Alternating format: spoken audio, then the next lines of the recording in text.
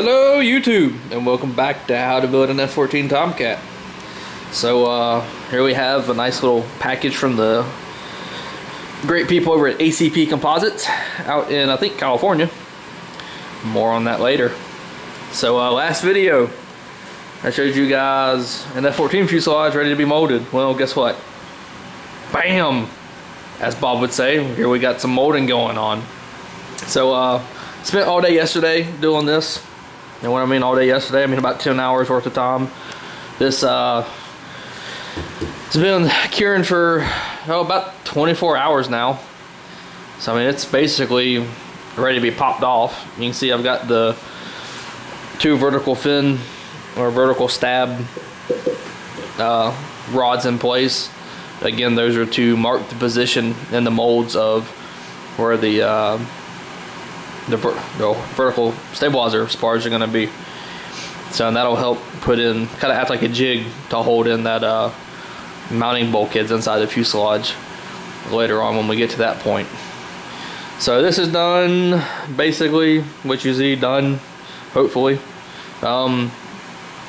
Just a little bit of word of wisdom from the peanut gallery, as I call myself when I get kind of screwed up with stuff. Don't give yourself a time frame to finish something that doesn't allow you to actually think about what you're doing. I actually got about halfway through molding this thing yesterday when I figured out that I did not put any locating keys back here around the beaver tail area. So basically I got locating keys all the way down here, across the front there in the center, and down this side, and one here on the back of each corner of the exhaust nozzle area, but nothing around here.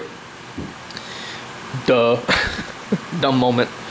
So basically all I'll do is I'm going to take some cotton flock mixture and some epoxy. I'm going to put some pretty big blobs of it, and probably 4 areas, maybe 6 areas back here. Put that down, another piece of glass cloth over this area, and then I've got some I believe they're Permagrit rotary files, and I got one in the shape of a ball. So I'll just take that and I'll just go in where that cotton flock is and make them into this half of the mold.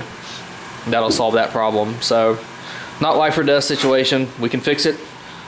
Just though, give yourself time to think about what you're doing before you actually go through the process and kind of shooting yourself in the foot and setting yourself up for failure. But there's ways to fix everything if you know them. So back half fuselage done. Next part is the front half. Like I said, I did this in a day. Did the layout by myself, 10 hours, literally non-stop, from about 6:30 in the morning until I was done. I was exhausted and my feet were killing me standing on concrete. But anyway, get that done. I'm going to trim up this front half here. I've got to make some parting planes along this ridge area here. Once that's done, wax the whole thing. Waxing this sucks, by the way, because of all these little corners and whatnot on the litho plate. But wax it, PVA it, and bam, we'll mold this thing and get it top done. And I'll make up some stiffener pieces like what I did on the wings and everything to kind of stiffen the top portions up, and then we'll flip it over and get started on the bottom. And I still got to finish that little painted area in the back on the bottom to get it nice and smooth and whatnot. So there's that. Now the box.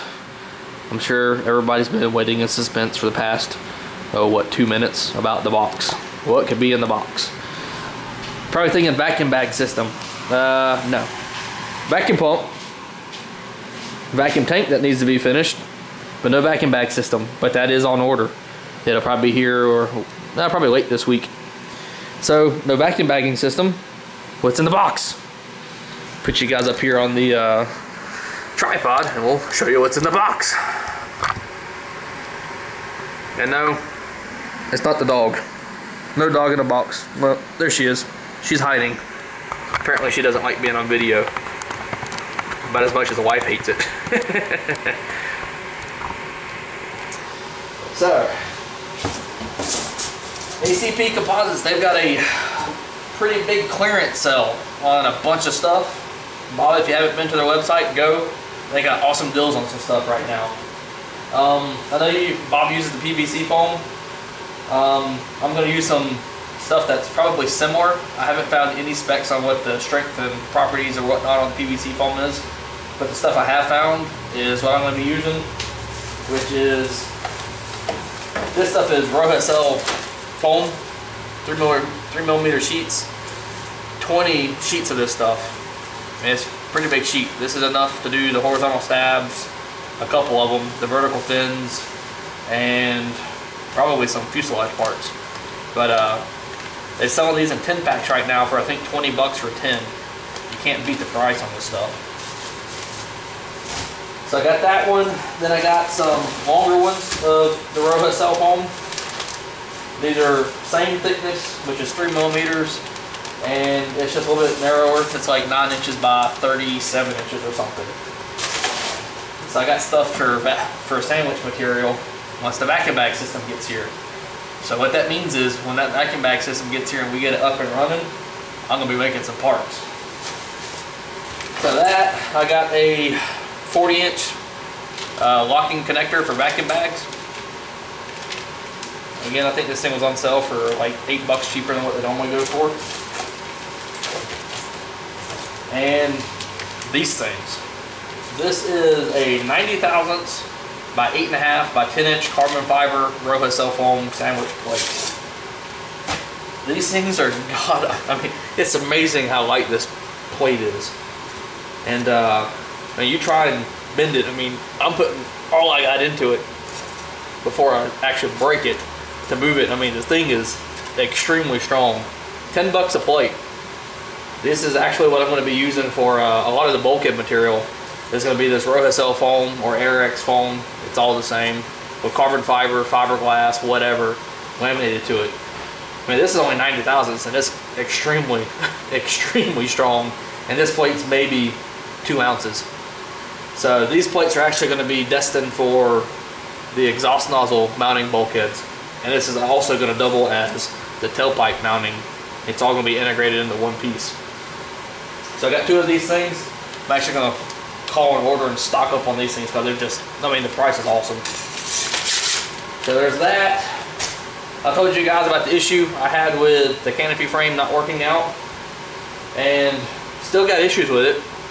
I still got to fix the mold for the first thing, but I'm really thinking about changing my mind about the whole way that thing's done. So the next thing to come out is actually one of the ways that I'm possibly thinking of doing it. Those other 2 plates you just saw, this is the exact same thing, except this is 1/8 inch thick, and it's 17 by 17. I think this thing was 20 bucks.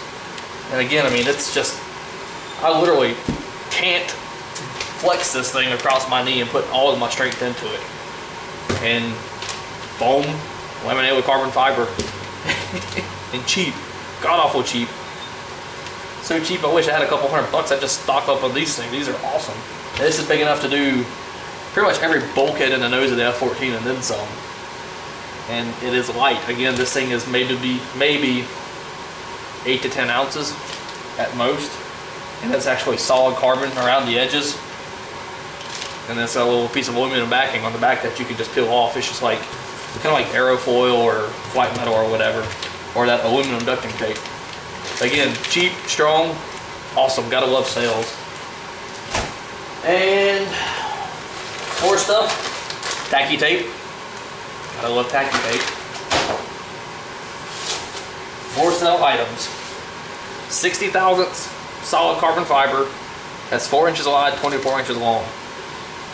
When I said I was gonna put a lot of money into making these F-14s light and strong, I told you I'm gonna put some money into it. This is I think this is like 13 bucks for 2 or 1, I can't remember, but again, it was extremely cheap compared to what you normally get. This is going to be wing rib and horizontal stabilizer, vertical stabilizer. It's going to be parts for that stuff. So I mean, I'm stocking up on stuff to get some parts going. That was 60 thousandths. Same thing, but it's 145 thousandths. This is going to be the horizontal stabilizer pivot on or pivot shaft mounting portions and the spars for the the vertical and the horizontal stab. That 60,000 is going to be for stuff that's not quite as necessary, like probably like some tip brackets or something. But this stuff is going to be thick. It's actually thicker. Well, it's about the same thickness as the anti-rotation pin for the pivot shaft. So what that means is I can take one of these, cut a slot in it for the pivot shaft, take one of those pieces at 60 thousandths, high saw it on both sides, and that sandwiches that pivot shaft in place to where it's not going anywhere.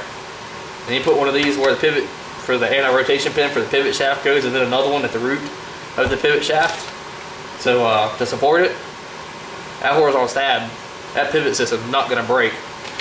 So you're not going to have to worry about some of these other Chinese companies that are having issues with missing pivot, anti-rotation pivots, or the anti-rotation rod is putting a piece of balsa wood that works its way loose. I ain't going through that hassle.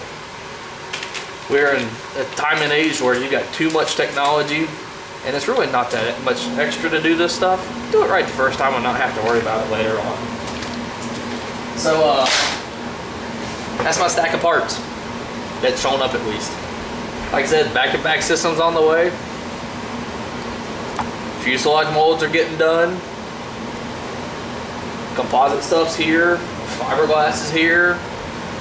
It's just a matter of getting the stuff, get it all put together, and start making some parts. God, it sounds easy. If only it was as easy as it sounded. So that's where I'm at. We're this close, but that far from done. So until next time, everybody, y'all have a great week at work. We'll see you back in the shop.